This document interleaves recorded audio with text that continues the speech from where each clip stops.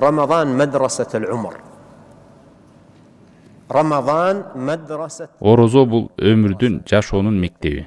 Орозо менен адам өзүн тарбиялоого, Аллах Таалага ибадат кылуудан напсисин көндүрүүгө, жакшылык иштерди жасоого мүмкүнчүлүк. Ким орозо айын такыба болгон абалда ийгиликтүү колдонуп калса, ал олжолуу чыгат. Ал жакшылыктар жашоосунда коштоп жүрөт, келерки орозого чейин уланат. Ошентип орозонун берекети менен адамдын напсиси оңолуп, жакшылыкка бет алып, тарбияланып, жакшылыкка үйрөнүп, такыбалык азык даярдайт. Ушинтип жакшылыктар адамда кайталана берет, орозого жеткен сайын. Ошол үчүн орозо бул чоң мүмкүнчүлүк, сооптордун сезону экенин билишибиз керек. كم من إنسان كان يتمنى أو يؤمل أن يدرك رمضان وربما قبل. Канча деген адамдар ниет кылып, үмүт кылып, бул орозого жетсем деп келди. Айрымдары 1-2 күн калганда ажал жетип өтүп кетти. Же келерки бир нече деген орозолорго жетсем деген эле. ينبغي على الناصح لنفسه أن يستشعر أن إدراكه لرمضان. Орозого жетүүнүн нематын, жакшылыгын сезе билүү керек.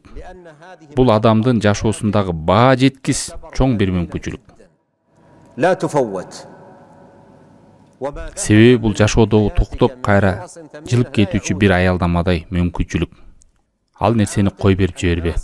Кайсы бир мүмкүнчүлүктөр жашооңдон кетип калса, кайра кайтып келбейт. Акылдуу адам өзүнө жакшылык каалаган киши. Бул жакшылыкты пайдаланып калышы зарыл. Колдон келишинче күчүн, эмгегин эң жакшы абалда сарпташ керек.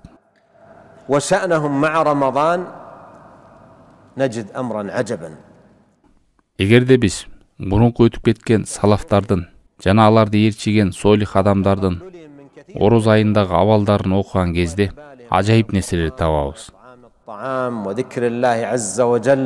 وملازمة المساجد إلى غير ذلك من الأعمال العظيمة. Алардын ибадатка болгон бошонуусу, көп нерселерди кыскарткандыгы, жакшылык иштерге болгон умтулуулары, Куран окууга, кайрымдуулугу, Аллах Тааланы зикир кылгандары, мечиттерге болгон мамилелери. Ушул айдын артыкчылыгын, мүмкүнчүлүктөрүн колдонуп калыш үчүн алар көп деген жакшы иштерди кылып калышчу эле.